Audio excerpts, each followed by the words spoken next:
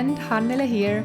Welcome to another episode of the Freedom Pivot podcast. Today's guest is Bonny King-Taylor. She's a peace activist turned an award-winning life coach, and she has spent 25 years helping high performers navigate their most critical turning points.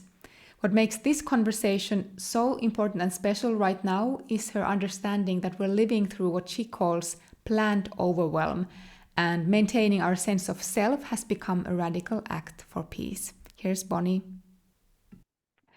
Hello and welcome, Bonny. So happy to see you. I am so happy to see you, Hanela. Your Can you smile tell? lights up my day. Oh, thank you. Can you actually start by telling where are you now, physically? I am a little ways out of Washington, D.C., where I lived for almost 30 years. And it's funny, I grew up in California, and it wasn't until I got to the East that I really became myself. I belonged here all along. Oh, that's But interesting. with everything that's going on in the neighborhood that I lived in right now, I'm a little bit glad to not be there. I never thought I would say that, but so now I live in Maryland, a little bit north of DC. Okay, okay. Maybe you can start by telling us something about yourself, who you are, and what do you do? Okay. Well, I started out trying to save the world on a global level. That started when I was very, very young. There was a line drawing black and white cartoon in the 1950s called Crusader Rabbit. And Crusader Rabbit went around every day trying to help people and save them from themselves. And somehow I was born that way. So along the way, I got a lot of obscure and only useful for about 5 minutes education, including a degree in Soviet dissident literature, which is interestingly more valuable now than it was. Like, who knew? Who knew exactly? Because, in the early 80s, it was good for cocktail talk for about 5 minutes, and then it had no more relevance, and now it's important. And so at one point, I joined a group of people, and we walked from Los Angeles to DC, 3,742 miles, we counted, for a very specific issue of the time. And that led me to becoming a professional peace activist. And how that's relevant to what we're talking about today is I discovered that groups are the way they are because they want to be that way. And understanding the motivation for why you're doing what you're doing on any given moment is actually more important than figuring out what your outcomes are going to be. And so I ended up, after the Great Peace March in Washington, becoming a professional peace activist. And my side couldn't win to save itself. So I got a master's degree in organization development so that I could help my side be better, and discover that nobody wanted to be different than they were, which ultimately, through yet another master's degree, ended me up as a counselor and a life coach. And I've been in private practice for 25 years. Wow. Wow. I love the professional peace activist. It's like heart to heart, heart to Oh, heart. yay. Yes. It was fascinating and formative. All of those experiences really led to my coming to this moment. And it wasn't until I was 37, and I say this to young people all the time who feel like they have to have figured themselves out. I'm like, babe, I didn't, I had no idea. And I called a good friend of mine, and I was so nervous because I'd been so active in the movement at that point. I was like, I think what I really want to do is be a therapist. And there was a long pause. And all of my fear poured into that moment of like, oh, here it comes. And she was like, well, duh. We've all known it all along. It was good of you to catch up. And so now I love my work more than should be allowed. I think I say that at least once every day. That's wonderful. And I was just saying a meeting that I had before this recording, I was just saying to someone that I don't think that at the moment, well, there are two things that we all should be doing in this Mm, world, and that is peace right. work and solving the eco crisis. And there is, Absolutely. you don't have to look for your purpose at the moment because it's so clear what the focus should be. And that's why I think You're right. this is so important that we are talking today. I could not agree more. And I work with highly intelligent people. And one of the things I've experienced, to the extent that is actually funny, is that very, very smart people will insist on making themselves miserable. And the situation that we find ourselves in now is based in the fact that they will also insist on making things complex. In order to sort of rationalize and validate the things we do on a day-to-day basis, people want to make them more complicated than they are. And so part of the work that I do is to help people organize their thinking separate from what they've been taught, which when you think about it, I mean, our image of ourselves, we started learning precognitively. When we were very, very young, when we first start interacting with other human beings, we're in theta brainwave state from the ages of 0 to 5, which is hypnosis essentially, or right before you go to sleep or right when you wake up. So you're absorbing everything. And then we get into our adult lives and we can't figure out why we can't do things differently. Science. Yes. Yes. So when you can recognize how those influences guide you in the moment, then you can make very different choices and look at your purpose very differently because it is again separated from your essential self versus your social self, right? Like when people say terrible things about themselves, and I'm like, okay, where did you learn that? Who's talking now? Yeah. No, Mm. exactly. Who's talking now? Because you did not come into this life thinking you had fat thighs. Yeah. That's not a thing. So here we are, flash forward into the moment where, at least in this country, and I know everybody knows how ridiculously chaotic it is, that people are losing that the track of how to maintain their sense of self. We're so influenced by the onslaught, very purposeful onslaught. And one of the things that I've been very much influenced by is when I first started my practice 25 years ago, about 85% of it was African American professional women. It's kind of a funny story how that happened. But in the end, the recognition that your sense of self is your responsibility has been laid on them, for eternity. And so I think now there's something we can really learn from. Be very mindful of how you spend your energy. Be very mindful of the influences. And people are constantly saying that we're in a broken system. No, we're not. It's working exactly as designed. Exactly as designed. And so the other side of being smart and paying attention is that people are slipping into despair. And that is the one thing that I'm an expert in. And I am just not willing to let people give over their power to people who do not deserve it. And you have heard me say this before, but I came from a very dark background, the sort that most people don't survive. And one of the great gifts of that is that I learned how to endure torture, actual literal torture. And here we are in this. You've probably heard, and it turns out to be completely apocryphal, but the parable about the frog in the hot water.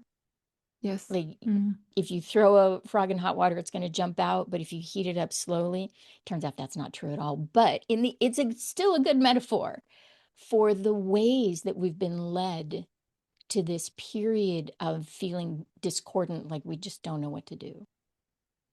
We do know So what to that do. Jump out. exactly. And that again, that has to start by you putting on your own swimming trunks, you know, and figuring out what your out looks like, because it isn't the same. I've also on my end of the internet, I've seen a lot of people talking about, well, if you are not saying this exactly the way I'm saying it, then you're the enemy. It's very important to look at why you think that, because Yeah. we didn't start out thinking that way, Mm. you know. Before we go into, there's so much to unpack there, but I still want to hear your version of because you know that the podcast is called Freedom Pivot. Yeah. And what would you say was the pivot moment in your life? Yes. So, as a professional peace activist working in all these different organizations, I mean, almost every environmental or arms control organization in DC, I worked with at one point or another. My last actual job was in 1994, and I became a consultant after that. And I ended up being a consultant for the Department of Labor, working on a really important project for distance learning, to give every American access to the education that was right for them. So at that point, we still had CDs, right? It was a minute ago.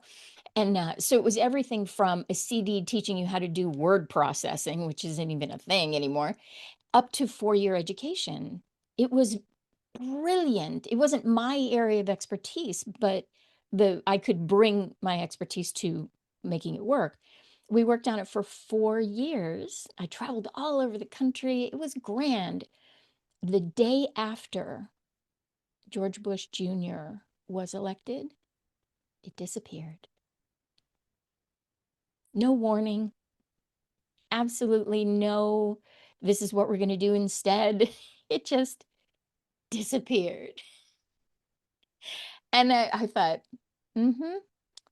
On a micro level, I know what that's like. And yeah, no, I'm not going to participate in this anymore. So I ended up, instead of trying to save the world, on a global level, saving the world one heart at a time. That was the pivot moment. I will help people become their own universe. And collectively, people will make the universe. Exactly.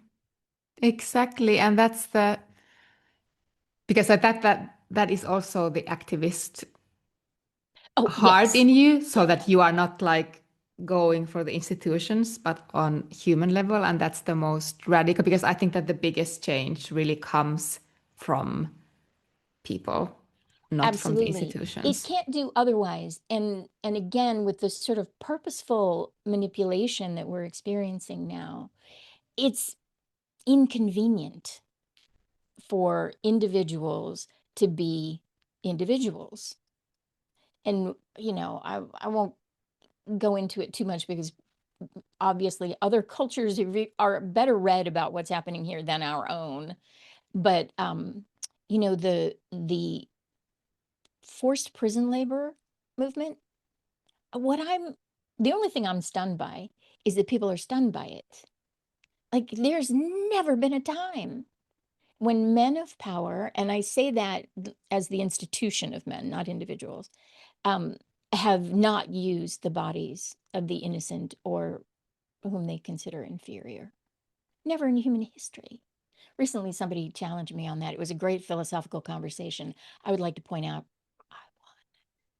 um, because it's one of those things that we don't want to think is true.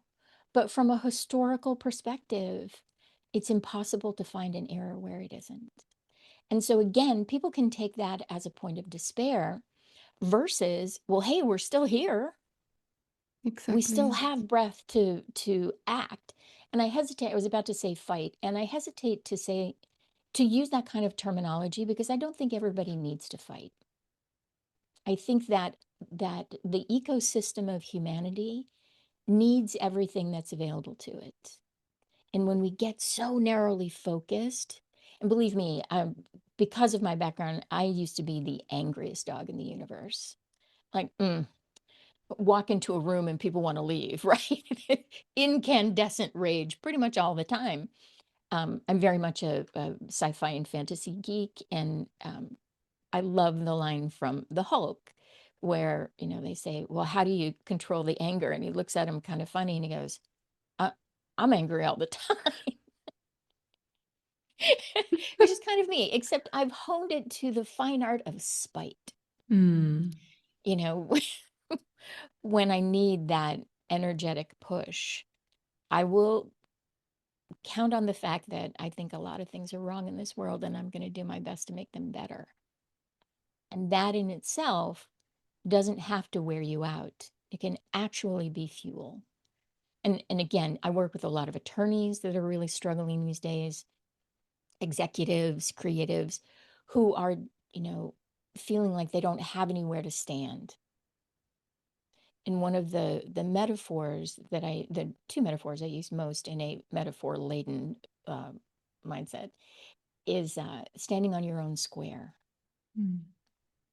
I use chess pieces for some of my iconography because the square on which you stand is the place of peace, relative, obviously, to your experience. But it's like Viktor Frankl, one of my personal heroes, who wrote Man's Search for Meaning, a book that honestly I think should be required for everybody. Yes. And I hasten to add, just read the first 100 pages. You really don't need the rest of it. Mm. Bless. The first 100, that's all you need. And you could probably find it in a PDF on the internet somewhere. But the space between stimulus and response is where your freedom lies. Yes. And that is factual. It's science, it's psychology, it's culture. If we can just keep that in mind, then we can marshal our resources in a way that we continually evolve rather than what's happening with a lot of people where they're feeling like they're being compressed. Yes. And the other one I got, it's a line, I love movies. It's a line from one of the worst movies ever made, but I have a philosophy about the fact that you get the best information from the most unlikely sources. And it turns out that it's paraphrasing a line from a T.S. Eliot poem, so it's classy. But it's about being the still point in an ever-turning world. Mm. That the chaos that's around us, we can observe as if we were in the eye of that storm, and we can reach out and draw to us what we choose rather than being battered Yeah. by the messaging and the things that are so outrageous. Now, having become an adult before the internet was a thing, one of the things that I feel most blessed by is I understand what it's like to not be assaulted by information. I didn't grow up with something in my hand, right? I'm not saying they're not great. I will be honest, I never owned a cell phone until I was 62. I tried really hard to never have one. But, the world did not agree. But people think that that's life. It's marketing. Mm. Full stop. And I'm not saying that marketing is necessarily evil at its core, although sometimes. But it is important to ask yourself, why am I thinking this? What is it about this? Well, terrible things are happening everywhere. Yes, there's never been a time in history where it wasn't. The only time, historically speaking, that we call this enduring peace was the Pax Romana, where a man could walk the distance of the world, which is essentially Europe at that point, and go unmolested with a single phrase, I'm a citizen of Rome. Well, you have to ask yourself why that was the case. It's not because everybody was happy, that's for sure. It was because Rome had its boot on the neck of the entire world. So, is that peace? Mm. Mm. But being able, and the reason I was so drawn to Soviet dissident literature, being able to be in an oppressive situation and still maintain your sense of self is what it means to be a successful human, if you ask Mm. me. And that is freedom. That is like the. That is freedom. Mm-hmm. And I think that this is perfect segue because you talk about this planned overwhelm and the Hmm. importance of need for us to shift to personal agency. So I Yeah. think this very much relates to what do you mean by that planned overwhelm? Okay. The planned overwhelm, at least in this country, but I've seen it growing everywhere, is and at least our bad guys came out their faces with the truth, which is we're going to flood the zone, right? We're going to throw so much um, chaos and despair at people. I mean, we're suffering from what I call the disease of more money, more power, more domination. And so we are definitely in the domination phase in service of the first two, more money and more power, consolidating money and power. And so citizens feel like because there's so many things to look at and they're being so the messaging that they're getting is so curated that it feels impossible to get off the hamster wheel of death. It's just too much. And so what I'm advocating for is to learn how to see the bait, don't take the bait. I mean, it can exist. People will say, again, coming from where I do, when I hear people say, I can't believe this is happening, my response is, sure you can. You totally could. And if you did, it would have less power over you. There's a difference between I can't believe this and I don't want this. But I don't want this has personal agency behind it. And we're being taught to not embrace our own agency. And so I'm considering maintaining your sense of self as a radical act at this point, which I recognize is my 100% lifelong bias. And I'm not recommending that everybody suddenly become firebrands and, head to the battlements. Although, if you feel like it, please go ahead. But in order to disconnect from that planned overwhelm and that curated manipulation, first of all, again, is to simply accept that that's factual. And that's not coming from me from some, apocryphal example. It's documented that roughly about 60% of what we're seeing on the internet at this point is either bots or advertisement. And so people are, and I'll tell you what, I love cutting somebody with my words. But I've finally given up on having arguments with people on the internet. It's recreational, and every now and then I'll jump in for fun. But the idea, and this actually sort of filters down into our personal lives, the idea that you can change someone else's mind, it's a fool's errand. You can live by example, and you can certainly influence the people closest to you to the extent that you're willing to offer something that isn't necessarily received. If it is, but if it's not, okay. And so it's critical to break the cycle of breaking news.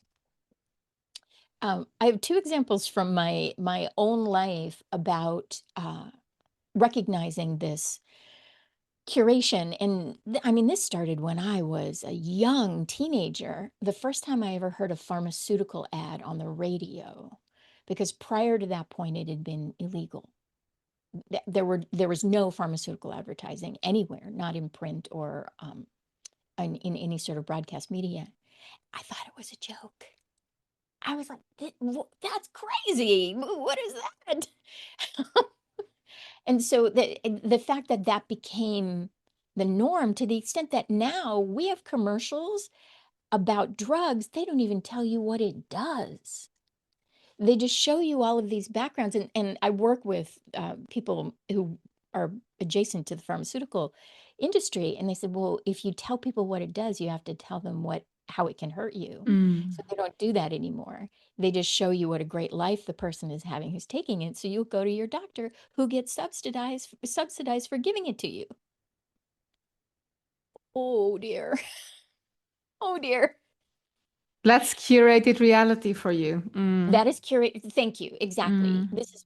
This is the primary point. And so then the next one was I was reading a physical newspaper, and there was a story about a man whose head got bitten off by an alligator. And this was in a very serious newspaper. I was like, what? And I started to be like, because at that point, I lived in San Diego and I was at the zoo a lot. I worked at SeaWorld, wildlife was, and I was like, and it was someone on the other side of the world that had no influence on my environment. I didn't have to suddenly become afraid of quicksand, for instance. You know, Mm. when I was a kid, that was a big deal. Turns out it's really easy to get out of most of the time. So that curated reality, when I'm saying that it's important to break free from that, I'm not suggesting that we become cynical. Yes, we are living in what I call the post-truth world. But again, untruth and secrecy has been a part of the human condition since we were sitting around fires telling stories. Yes. So I'm not bringing that as yet another thing to be outraged by. Quite the opposite, really. If you are able to recognize what curated reality means, then you don't need to be upset about it. You can make that much less of that in the world. Um, I'm trying to figure out how to not use coarse language in the thing I'm about to say. One of my one of my clients said that she was going to get a tattoo for this that I'm about to say, trying to figure out how to say it right. For every moment that you don't spend in the head is a gift to humanity, Mm. genuinely. Yes. And so having a level of openness and curiosity, which is the core of the work that I do, openness doesn't mean please hit me again. It's yes, this is happening. It's this is happening is relative to gravity exists. Mm. It does not deserve your I'm not going to say it doesn't deserve your attention. Of course it does. But it certainly doesn't deserve your despair. And the curiosity comes in with, I wonder how I could break the cycle of breaking news. I wonder how I could recognize that there are literally 5 entities that control all of the news agencies in the world. That's disturbing and alarming. And yet, you know what that will do for us?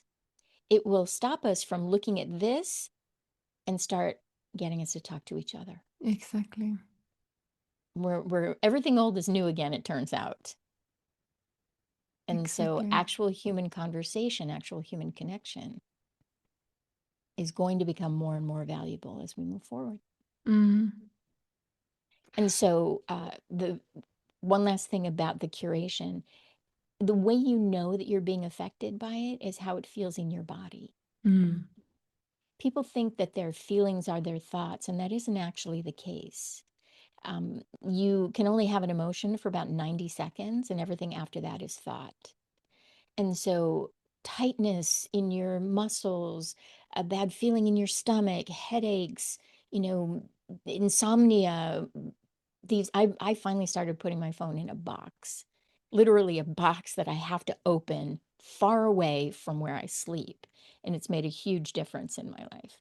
And when people say, well, we have to keep it for security reasons, really? Do you? Because there are other ways you could take care of yourself. And the idea that you need to be dependent on this for your safety, that's troubling too. So if you're the type of person like myself who spends a tremendous amount of time sitting in a chair looking at a screen, at least, people will say get up and walk around for 10 minutes every hour. I wish that that's not really my experience.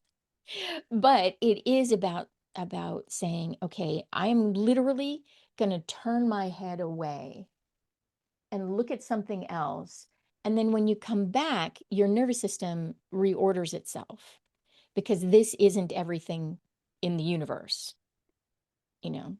I look at my dog, for Yes. instance, who's generally Yes. staring at me asking for food of one variety or another. Or, Mm. I have a piece of artwork that I like. So make sure that your environment is one where you can shift your focus. Yeah.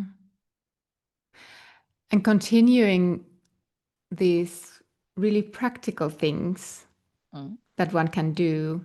Yes. I know that you are a fan and a proponent of small actions that create the Yes. biggest impact, Yeah, and I'm the same way. And I'd love for you to walk us through a couple of the small sure. practical actions. So, sort of following on the turn your face away is about knowing your own strength. It's important to recognize when people say, "Oh, I just can't handle this." Again, hear my voice say, "Sure you can." Again, the difference between handling something and liking it are two entirely different things. And we've been taught to think that we can't manage things. But how do I'm going to say to you, Hanale, you have handled everything in this life that's ever happened to you. How would I know that? I'm here. Thank you. See, it's that simple. You're still here. And so, I quote all kinds of comic characters and such. And when people get really caught up in there's nothing I can do, um, I'm trying. I always quote Yoda: "Do or do not. There is no Mm, try." And I mm. don't mean that from a harsh emotional place. I'm saying you never run out of tries. The sort of a more modern version of where there's hope, there's life. So it's important to recognize that you're choosing your emotional state in any given moment. People are not, the circumstance is not making you feel this way. And we know this scientifically through twin studies, where two people with the exact same DNA, dress alike, raised alike, whatever, can have the same experience and react to it differently. It really is that simple. And so the idea that we all have to feel a specific way about things, I mean, everybody wants to belong. That's a part of survival. But it's important to recognize what you're choosing. And so I recommend that everybody think about at least one, and don't, again, because I work with people who are go-getters, I'll be like, I'd like two values that are the bottom line for you. Well, I've got 20. No, that is a recipe for not doing it. You're creating your own overwhelm at this point. But to write down values that are very important to you. And for me, and you can look up a list of value words and just see which ones resonate for you. And for me, truth is everything. Not everybody needs to know everything all the time. I'm not one of those radical truth tellers who I'm teaching you a lesson kind of thing, because that's not my business. But I choose that every day. I choose to be kind. I always joke, people say, "You're so nice." No, I'm not. I'm not even remotely nice. That's not part of me at all. I'm kind. I That's very care deeply different. for people, Yeah. but I'm not for, and this is part of the reconnecting with what really is valued to you, is I'm not for performative behaviors. And again, when we're filtering our lives through a screen, it's difficult to imagine what that might be like. And so really focusing on the values that are important to you will help to maintain that center. So, I mean, what would you say is one of your highest values? Love. Ah, that makes so much sense. You can just feel it off of you.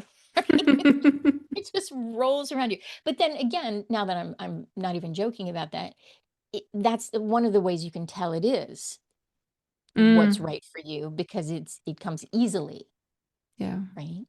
And Yeah, and so, I've done the work also, having like 50 words and like figuring out, and then I choose.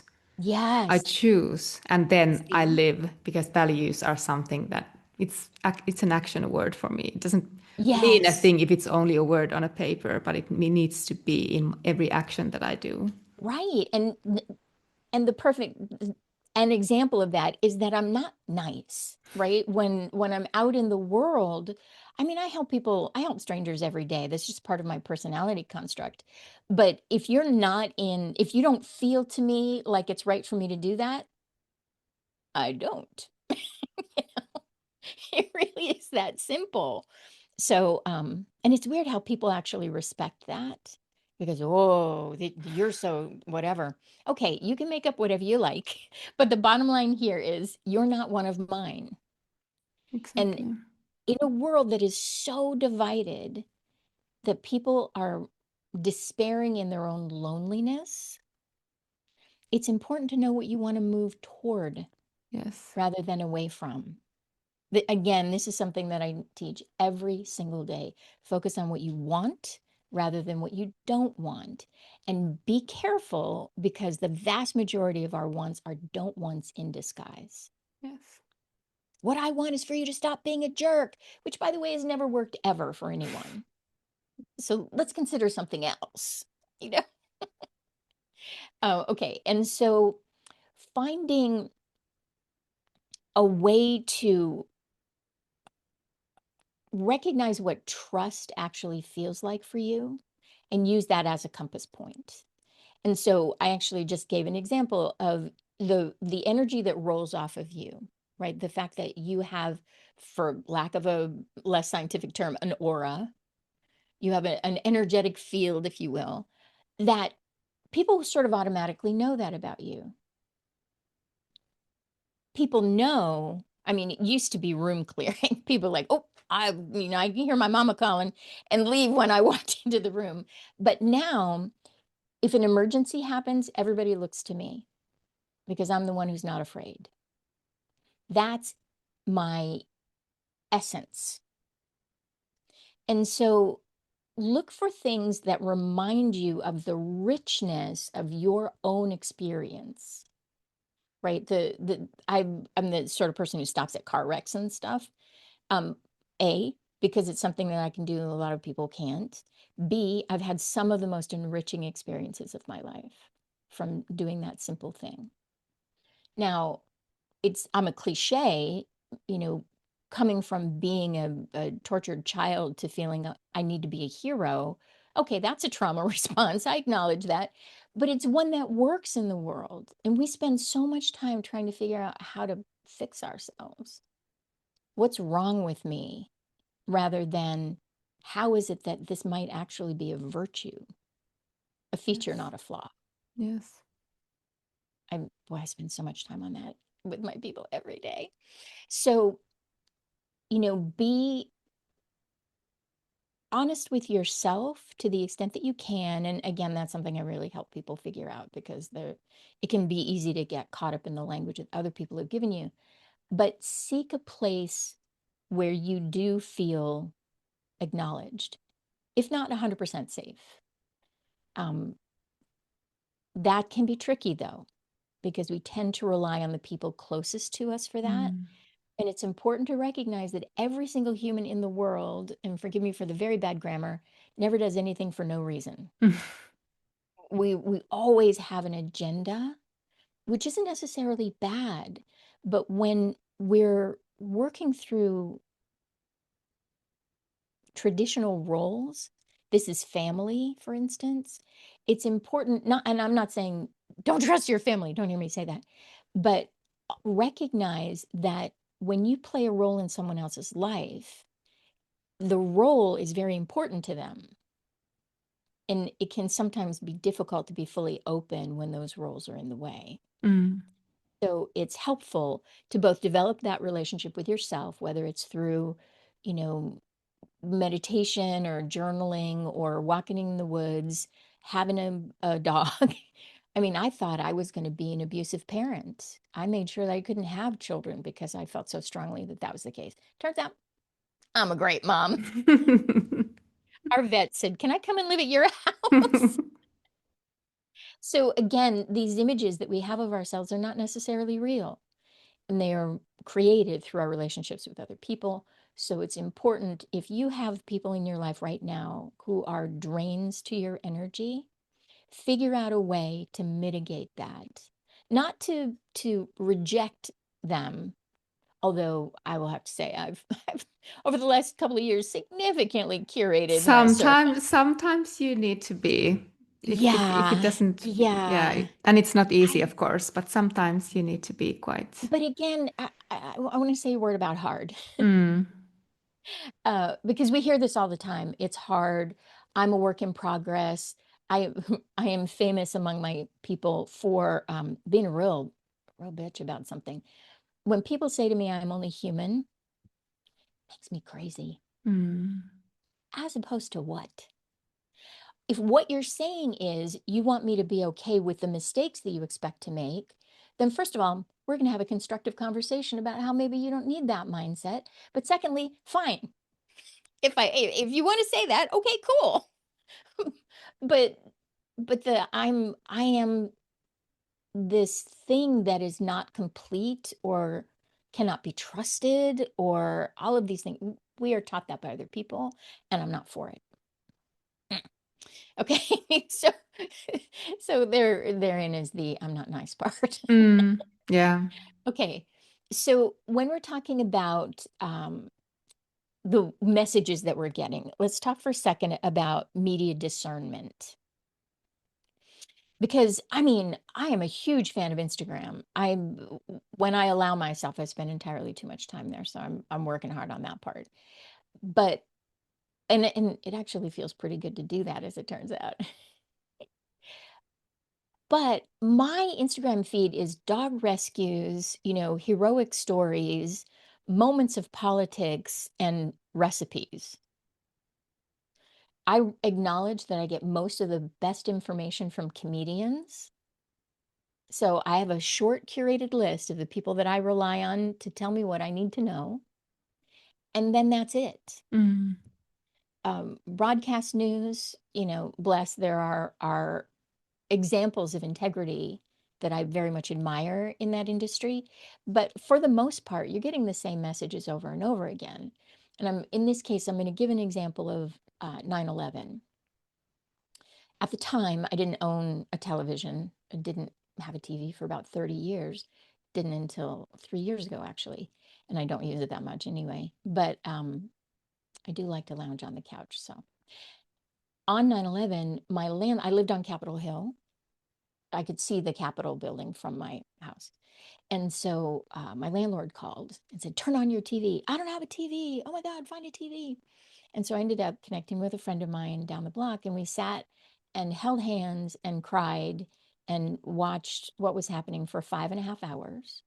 And I've never watched another moment of footage. Mm. I don't need to know any more about that situation. And we have, the things that are happening here with the Epstein files, and we need all of this. No, we don't. We know everything we need to know. And when people are in relationships and they're saying, I need to have access to their phone to find out what's going on with them. Oh, honey, you already have your answer. If Exactly. that's the case, then you you need to make a decision. And I don't mean about the other person. It wouldn't matter. If that's the Mm. impulse that you have, you need to respect that that's the experience that you're having. That probably doesn't belong to them, but whatever, you know. Yeah. And so curating the information that we receive is more critical now than it's ever been.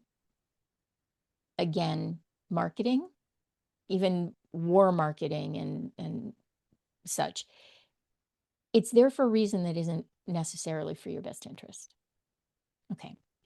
And so I said something earlier that I think people find sort of radical when I say, actually, what's going on right now is good for us in a way, because it's pushing us out of our comfort zones. It's requiring that we think differently. And one of the reasons I stopped being a professional peace activist, besides the fact that people just couldn't get out of their own way, is because if you're constantly working towards solving problems, you're not actually creating solutions. Mm.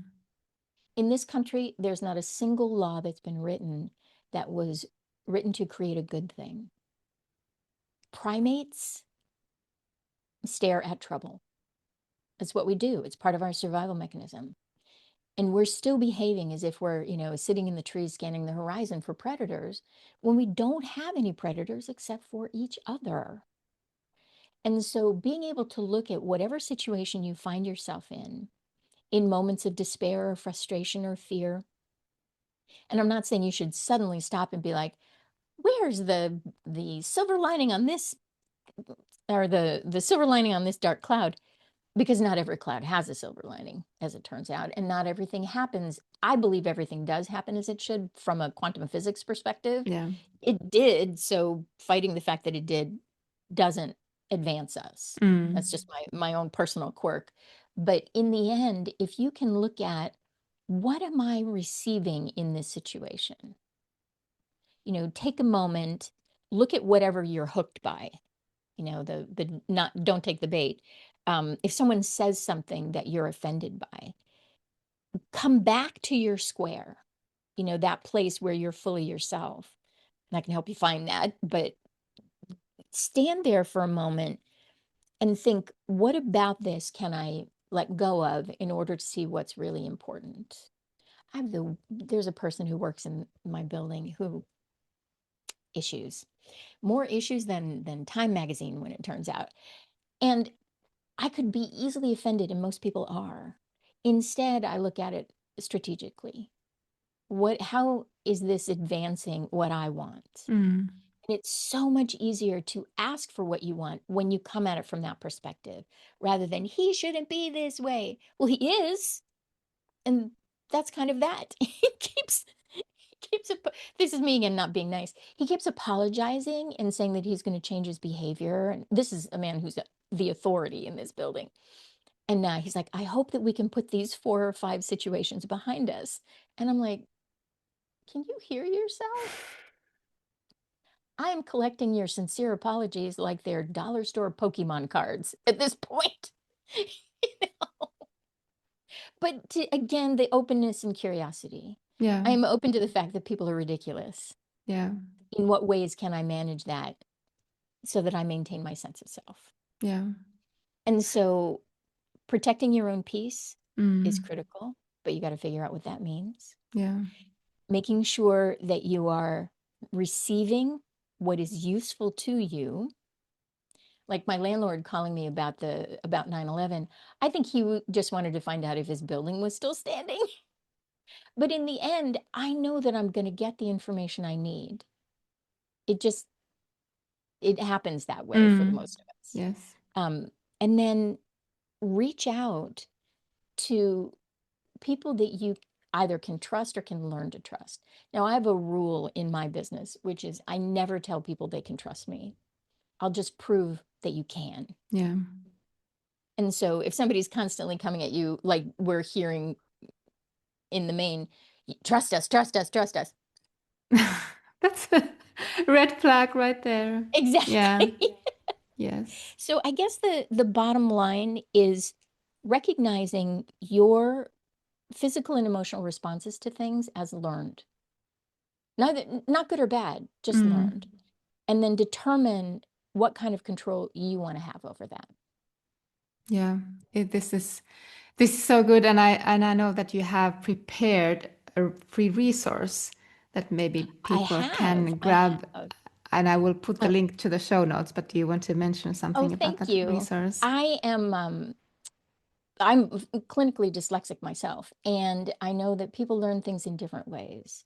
So I always like to provide, and I like making pretty things, but I like to provide something that people can use as a resource. Now, I'm also acutely aware that people download things and sometimes never look at them.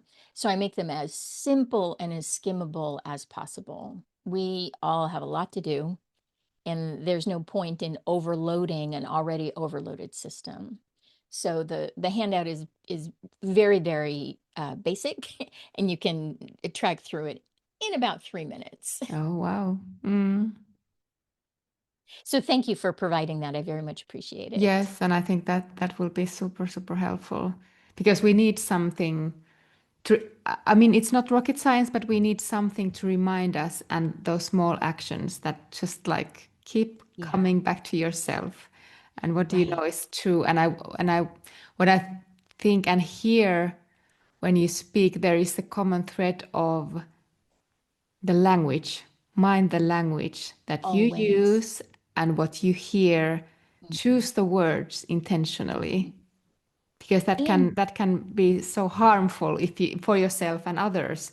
These kind of seemingly innocent Oh, words. yeah, right. And again, people use words. Boy, this is gonna, well, it's gonna sound exactly as it is. We use words inaccurately all the time. I was one of those nerdy kids because of my environment. I didn't have many resources, but I had a dictionary. So I was the kid who read the dictionary. And I love words, and I feel like we don't use enough of them, but the ones that we do use, we're being trained to use inaccurately. There was a study recently about a number of words that are losing use, which is how language dies out over time. And the reason we're losing these words is because people are relying on AI to give them stuff to say. And so if you are a society that has a broad availability of knowledge of anything, much less language, the middle is going to be the clumpiest bit, right? You're going to get the most of this, and the outliers much less so. And the machine learning models are squeezing us down. And what I found both confirming and alarming in the study that I just read is that a category of words that are being lost are based on boundaries and integrity. How surprising is that? Not at all. No. And so, when people talk about vulnerability, for instance, vulnerability isn't now I'm going to expect to be hurt more. That's what people think it means. Mm. Vulnerability is an openness to new experience, period. Yes. So, yes, it all comes down to language, and the changes that you can make for yourself are based in simply practicing new language. And as we close here, I am going to ask you a question that I've asked every person that I have ever worked with. If I say I'm a little teapot, do you know what the next line is? What the You may next not. line is? No. Mm-hmm. You probably have it in your language in a different way. Mm. I'm a little teapot, short and stout is a dance that children Ah, do in right, right. school. Okay. Mm. So you do recognize it now. I recognize it, yeah, but I didn't know that. Yeah. In about 30 years of asking every single person this, only two didn't know what I was talking about. And I mean, across every culture, age, everybody knows it. Why do we remember these things? Mm. Because we practice them. Yeah. It is that simple. So if you're like when we're talking about the value words, if you are wanting to change your experience of something, pick a different way to say it and repeat it until you don't remember to repeat it anymore. That's how we learn everything. It's that simple. Oh, that's so perfect. I think that that is the perfect ending. I have so many questions, but I mean that's the perfect way to end this episode. Thank you. Thank you so much for Oh coming my here goodness, and thank sharing you. What your a delight to spend time with you whenever we have the chance. I'm so grateful for it. thank you.